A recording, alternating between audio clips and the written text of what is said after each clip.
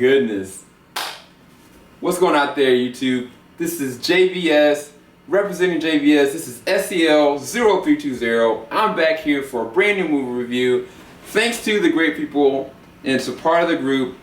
I tell it every single time whenever we get these advanced screenings, I have to acknowledge them. TheCityMovieVault.com. Y'all blessed me with some more free tickets to see a movie that doesn't come out until September 11th, 2015. So a whole month in advance we were able to watch this movie.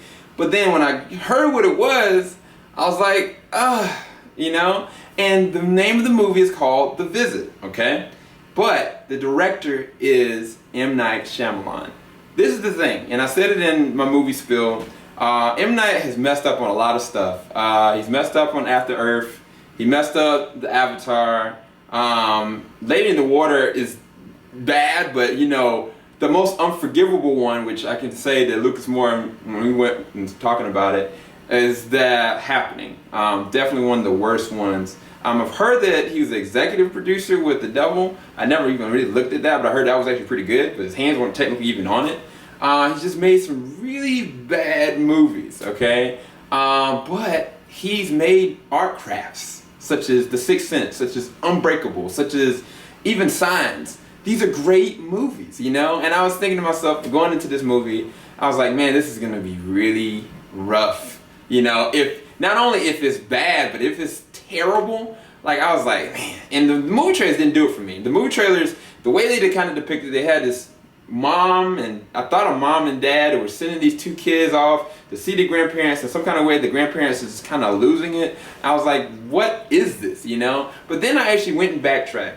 I went and looked at the reviews that some people had to give, because there's no reviews online. I think I might be one of the first reviews. If anybody else that was part of this premiere probably going to put reviews tonight. But the only thing that I saw was with Comic-Con. Comic-Con had made a notion that at the end of the movie, that they gave a standing ovation. They were laughing, they were clapping, they were giving it all the rave, and they had said that this is M. Night Shyamalan's baby. Because after he did After Earth, or whatever the last movie he did, he went off grid. He didn't want to go and do any more blockbusters at all. He wanted to do something back to his form. He even said in a quote that he had went off because he tried to appease people to a certain demographic, and at the same time stick to what he knew he loved, which is writing and making people afraid, and at the same time building his art craft. And he lost sight of that. And he said he wanted to go off the grid completely. And so him making this movie, he only made it by himself, okay? And it was really was a low budget.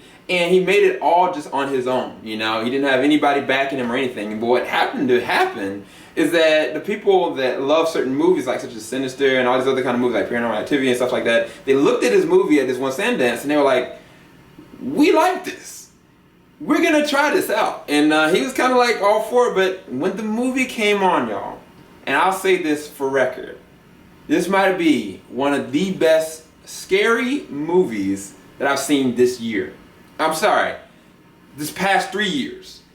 And that's a big undertaking. I mean, I kid you not, this might be one of the better scary horror films that I've seen. The movie had me at times laughing hysterically. Like, I mean, there were times where literally there are certain characters, such as especially the kids.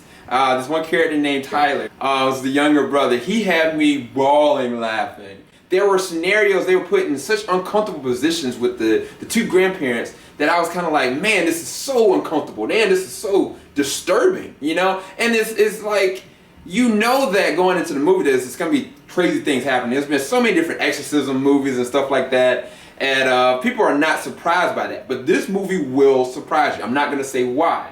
And then there was times I was literally feeling so much buildup that I was like, how is this going to end? But I knew that at a certain point, this is what happened. I got to the first act, I was like, this build up in the beginning. They had like the kids in there like talking with the mom and stuff like that. And you find out there's something going on with their backstory, which I'm not even going to reveal. You find out that they are really funny because they're trying to actually make this like documentary on meeting the grandparents. But you find out they also are fundamentally flawed, which I'm going to bring that up in the actor development of this movie. But then when you get to the middle section, when they actually do meet the grandparents, you're like, something is off with everything. And it's so creepy, but so cool because the characters are likable, they're lovable, they're kids, and they're funny kids, you know, and at the same time they're fundamentally flawed because the decisions that they're making are based on like them looking at it from a realistic standpoint versus what the heck are they really in, you know? And then by the third act, I kid you not, I was talking with my friends, I was like, look, this is already shooting to be one of the better ones. If they end off strong, this is it. You know, this might be one of the ones that is the comeback for M. Night Shyamalan. And how did they end the third act? They nailed it. It was nuts. So I'm gonna go ahead and go in like I normally do, as fast as I possibly can. The visual effects for this one, it wasn't heavy on CG at all. There was no real CG at all. This was all practical effects. This was all people acting, like really acting. The thing that I love was the fact that this isn't your typical or atypical like point and shoot like horror film. You know how like it's like the camera's always with them. Like you got these kids that are making a documentary and you got this footage they're taking, and it all comes full circle in the best way that I've seen like footage actually taken. Because I was like, how is they gonna make me believe this is a real movie, you know, that they took this footage of? But the way that it ends, it ties up perfectly. And the angles, y'all, like there are certain points where there was one thing that happened. The kids that went underneath the house of the grandparents, and this is an old house, and just the whole area and the climate and the setting where all this was going on, like this is secluded. They had no cell bars or anything. There was nobody there, and they were going underneath this house, and all of a sudden they see something and it's chasing them, and you're like, what the heck is going on? You know, like that's really how you're feeling. And everybody in the crowd that was responsible, that's one of the things I loved about the way that they shot this film, is that there are so many moments where the camera is the only thing that's kind of like looking at the focal point, and you can only see from a certain perspective what the kids are looking at from different one of these cameras. But then there are times where the grandparents start interacting with the cameras. Oh my gosh. Whenever you see one of the grandparents pick up the camera, you will be freaked out because of what they're doing. And it's done so subtly and so well. There is no like soundtrack or music to this at all. But there are certain songs that'll come up, or people that'll start singing, or there's a lot of different audio bursts that comes from specifically the grandma and the grandfather. When you start hearing certain things and stuff like that, like I'm caught back to Paranormal Activity and the way that they kind of did the first one, the very first one, but they do it better. Just because you have no clue what is really going on. You think you're gonna know, but you don't. And that's the beauty of how they shot this, and at the same exact time, the sound effects of how they presented it. And it was done so well. The other thing that I'm gonna go ahead and talk about is the actual kids, the acting performances of the two children and the two grandparents. And believe it or not, this dad is not even present in this as much. I'm not gonna say why. I'm not gonna even talk about necessarily any spoilers at all. So you've got Catherine Hayne that plays the mother of the two children. You've got Egg Oxenbould, that's spelled O-U-L-D, who plays the character Tyler. Remember that freaking name because this kid, oh my gosh. Then you got Olivia DeJude that's playing, and that's spelled D-E-J-O-N-G-E, that's playing the sister Rebecca. And then you got Peter McRobbie that's playing Pop, or the grandfather. And then you've got Deanna Dungane that's playing the grandmother, or Nana. Oh my gosh, y'all.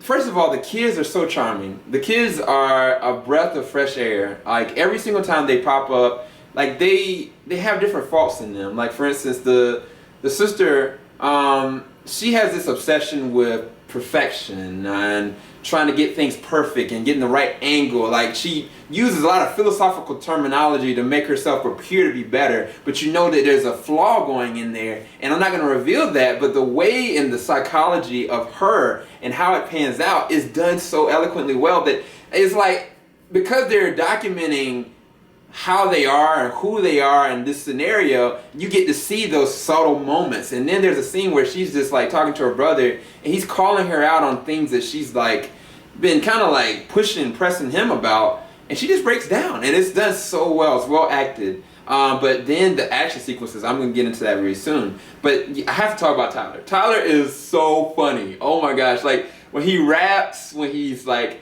brings up, he has this one thing where he talks about scenarios when they happen. He's like, I'm gonna bring up just a random pop singer, or pop single girl, and like when the moments come up, like he just says it. It's so funny. But then he's also flawed as well. There are certain things that he does that is funny, because everything that these kids are dealing with, the way that they look at themselves, the way they feel about themselves, they have to be dealt with by the end of the movie, and it's done in such a way that it's believable. You know what I mean? Like, it's really good storytelling. The mother, she's actually like does really good job as well. It's just the scenario that the kids are put in, and when you find out towards between the second and the third act what's really going on and how dangerous this situation really is, you're gonna be like, oh, bro, no. Like, people in the crowds, they were like, no, Tyler, or no, Rebecca, like, oh my gosh, what is going on? Like, we were all animated and into this film. Like, I kid you not, everybody that was around me and for me, we were either laughing, screaming, or just cheering. Like, seriously, the whole entire time. But the standing ovation has to go to the grandparents, because, oh my gosh, like, I don't know who to talk about more, because, man, I can't reveal anything. Peter McRobbie plays the grandfather, but he's a peculiar peeper. He is very strong and enduring and charming, but then at nighttime, after 9:30, and I don't mean that kind of paranormal activity 9:30, like, I mean, you don't know what is wrong with these people. It's not just danger, like, you feel like there might be something psychologically wrong with the people that's going on, and that goes for everybody. Like, there might be something seriously wrong with everybody. I can't reveal anything, but the way that they use the grandfather, oh my gosh, that joint was some scary stuff. Like, there was some seriously scary scenarios that anything could have happened, and it was shot well and it was acted well. But I think the praise has to go to Nana. Like, I think that Deanna Dungane, or whatever her name is, her last name, she does one of the best jobs animating her body, her movements, her acting. Like, scary, like eerie scary. Like, some of the stuff that she's doing, like, you're gonna be like, what the flip? But I think it's not even so much when they start doing stuff, it's more so when they're actually not doing anything that you just feel so, like, unsettled. Like, you feel like, what are they about to do?